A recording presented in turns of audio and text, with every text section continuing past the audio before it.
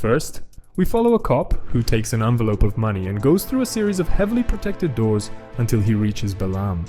He's kind of like an office boy for the mobster who has all the luxuries possible in his cell, with the best food and drink, numerous guards, and all the technology he wants at his disposal.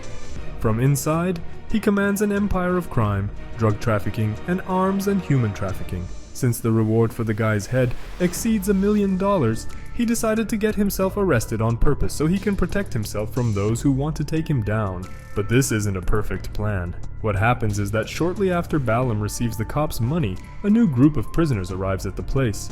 One of them is Jack Stone, a former cop whom the guards recognize as someone who used to work for the law and had turned into a criminal, killing other police officers. As the guy's reputation isn't the best, the cop who delivered the money to Balam decides to welcome him with punches and baton strikes. After that, there's a flashback of how Jack ended up in prison. Along with 2 other accomplices, he robbed a bank.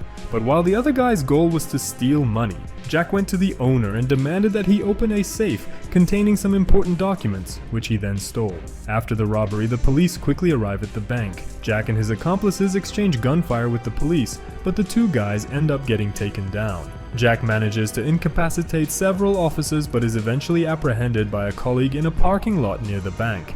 However, without a second thought, Jack runs towards the guy and jumps with him several floors down. He survives, but the fellow officer bites the dust. What happens is that the bank he robbed was connected to Balam, and the documents he stole had evidence that could screw the mobster over. Furthermore, the cop who apprehended him up there was corrupt and involved with Balam. To top it off, this cop was indirectly involved in the death of Jack's wife, all because of Balam's orders. Before being arrested and taken to jail, Jack sends all the documents he stole from the bank to a journalist named Trisha, along with instructions for her to investigate that evidence. And after all this, we return to the prison where Jack is held. He shares a cell with another prisoner, who turns out to be quite friendly and gives him some tips on how things work inside. When it's mealtime, Jack eats with other inmates. There he meets Semyon, a prisoner who is Balam's nephew, and forces people to buy his uncle's protection inside the prison. First, Semyon approaches a new prisoner who arrives with Jack and offers protection. When the guy refuses,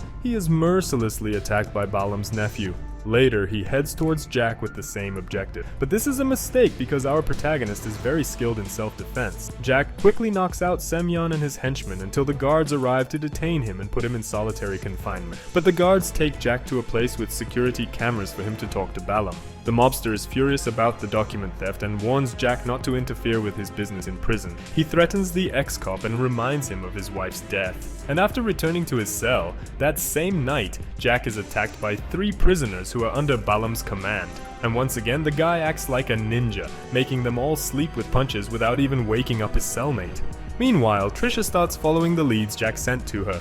Turns out, the documents he stole from the bank don't just incriminate Balam. They contain names of several corrupt police officers and officials who are somehow involved with the mobster. At the same time, she's also trying to find out more about Jack himself to understand why he sent her these documents. The next day, Trisha goes to the city prosecutor's office to talk about these discoveries.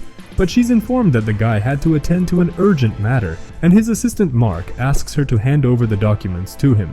But she becomes very suspicious of this behavior, thinking there's something fishy going on, so she leaves and ends up waiting outside until the prosecutor arrives. When he finally does, she shares all the information with him. After this meeting, Trisha goes back to researching Jack and finds out that he's in the same prison as Balam. So she goes to visit him and ask for information. Jack receives her visit and tells the journalist to be careful and to use the documents he gave her wisely. After that, he returns to his cell.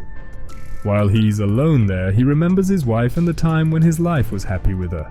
But out of the blue, Jack is interrupted by a guy named William, another prisoner who has free access between cells due to his good behavior. He's there to warn Jack that surveillance on him will increase after the attack on Semyon. Things are getting tense for our Jack from now on, so let's take a break from all this tension and leave your like here for others to see this content too. And if you're not subscribed to the channel yet, go ahead and subscribe. Now let's get back to our story. Jack hears William's warning and says he's not afraid of Balam and his nephew. In fact, he really wants to know where Balam's cell is and go there to settle the score with the guy. William says that information is confidential, that neither he nor the regular guards know for sure. Leaving the male section of the prison, let's move to the female section, where 2 inmates are in a furious fight until the guards arrive. They separate the two and take one of them away, Alina. Actually, she's being taken to Balam, along with other prisoners. What happens is that she got into a fight with one of the mobster's protected girls. The other prisoners are there for reasons related to interfering with the mobster's business, and among them is Semyon, who's there because the uncle found out he's selling protection on behalf of the guy and profiting from it. So, even if you're family, if you mess up with the guy, he won't forgive you. But then, everyone there gets the chance to clean up their act with the guy and even earn some cash. Balam will give $100,000 to whoever brings Jack down. Soon this news spreads, reaching William, that goes to warn the detained cop. Shortly after, a group arrives to try to claim the prize, and this time it's kind of too many people for Jack to handle alone. So William decides to help him, and together they deal with a bunch of guys sent by Balam. Meanwhile, Balam is in his cell when he receives a call from a lawyer named Johnson.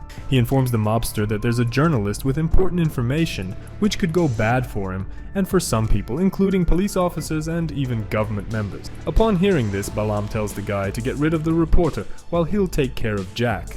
Later on the same day, Jack is in the laundry room when he faces another attack. But this time, it's armed police officers with batons. Jack goes all Jackie Chan and uses various things around him to defend himself and take down all these guys. The problem is, after leaving there, he comes face to face with dozens of prisoners wanting the money Balam is offering.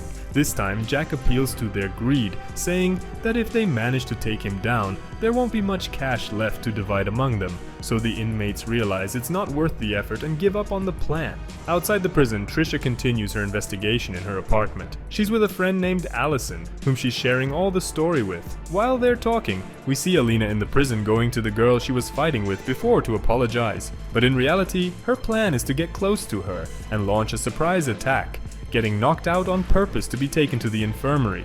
Alina is taken to the infirmary, supposedly unconscious, but as soon as the staff leaves her lying there, she quickly removes her handcuffs, steals some medication and alcohol, and hides them in the bucket William uses to clean the prison, so we see that the two are up something together.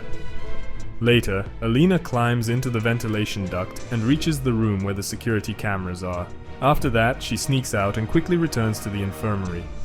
Alina is almost caught by a nurse, but William distracts the woman and lets his accomplice return to the bed, put on the handcuffs, and pretend to be unconscious. In the meantime, Trisha visits Jack again and shares with him some information about the massacres Balam orchestrated involving drug and arms dealing and human trafficking. Jack returns to the prison corridors and meets with William near his cell. Out of the blue, Jack asks William how long he's been working undercover inside the prison. William is impressed by Jack's observation abilities. It turns out that he's an FBI agent working undercover there, in an operation to take down Balam's empire and the law enforcement agents connected to him. Alina is his partner, and they're planning an attack. While they're talking, the two are attacked by a group of prisoners. A huge brawl ensues, with Jack being sent to solitary confinement and William summoned to speak with the prison director. The director threatens William, saying that since he attacked Balam's henchmen to help Jack before, now he needs to pay for protection. Outside the prison, we go back to Trisha, who tries once again to find the city prosecutor to update him. The guy's not there again, and Mark talks to her instead. This time, he suggests that the journalist hand over everything she's researched and knows directly to the FBI, but she still doesn't trust the guy. Shortly after that, Balam receives a visit from his own daughter in prison. He's surprised and agrees to leave his cell to talk to her, accompanied by several henchmen. William sees the scene and signals to Alina. Then she uses the same strategy, attacking another prisoner and pretending to be unconscious to be taken to the infirmary. But while she's being escorted by a guard, Alina attacks the guy and knocks him out. Then she sneaks through the ventilation ducts, enters the control room, which also has the security cameras, and attacks the guys there. Meanwhile, William disguises himself as a guard and heads to the room where the guys are unconscious, and Balam continues talking to his daughter. The girl is furious because she thought the guy was dead, but thanks to Trisha's information, she found out that he's running criminal operations from inside the prison. Balam feels really bad that his daughter discovered his secrets. Meanwhile, from inside the control room, William opens the doors of solitary confinement and frees Jack, who incapacitates a nearby guard. He takes the guy's radio and talks to William, who will help him reach Balam's cell. Jack disguises himself with the clothes of the guard he knocked out and starts following William's instructions. Shortly after, a guard discovers that the hospital control room has been invaded and informs the prison director. Alina hears the commotion through the ventilation duct and sneaks out to assist William. Seeing that Balam's meeting with his daughter is almost over, William opens the cell doors and makes all the prisoners flee, causing a full-blown riot inside the prison. Amidst this chaos, the corrupt cop who beat up Jack when he arrived is desperately trying to escape, but he runs into Jack, who throws him into a group of prisoners who mercilessly attack him. After that, Jack continues heading towards Balam's cell to fulfill his revenge. But just as Jack is getting close to Balam's cell, he encounters Semyon, who attacks him with some stabs to the stomach. But even injured, our protagonist manages to neutralize the guy and leaves him unconscious. Meanwhile, outside, we go back to Trisha, who continues investigating in her apartment. Her friend Allison is there, but the girl also works for Balam and almost manages to take Trisha down. But before she can do that, Mark arrives just in time and dispatches the woman. Then, he reveals to the journalist that he's an FBI agent colleague of William and Alina, infiltrated in the mission against Balam. Back in prison, William is there clearing the way and knocking out guards, taking the opportunity to also punch the corrupt director. Meanwhile, Jack finally reaches Balam's cell and the two starts to fight. At first, the mobster has the upper hand, especially since the ex-cop is injured in the stomach.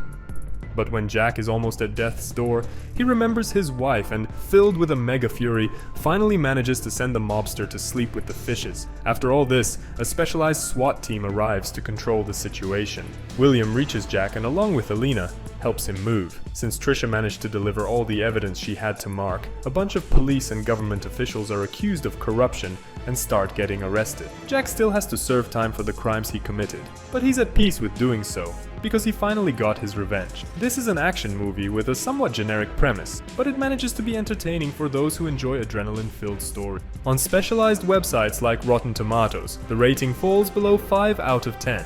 Many people complained about the cliches and unoriginal sequences. Nevertheless, the presence of stars like Dolph Lundgren and Chuck Liddell, along with a juicy plot filled with gunfights, brawls, and explosions, guarantee good entertainment. Well, this recap is coming to an end here. And hey, I helped you save a few hours of your time. All I ask is that you help others too. Consider yourself hugged by me.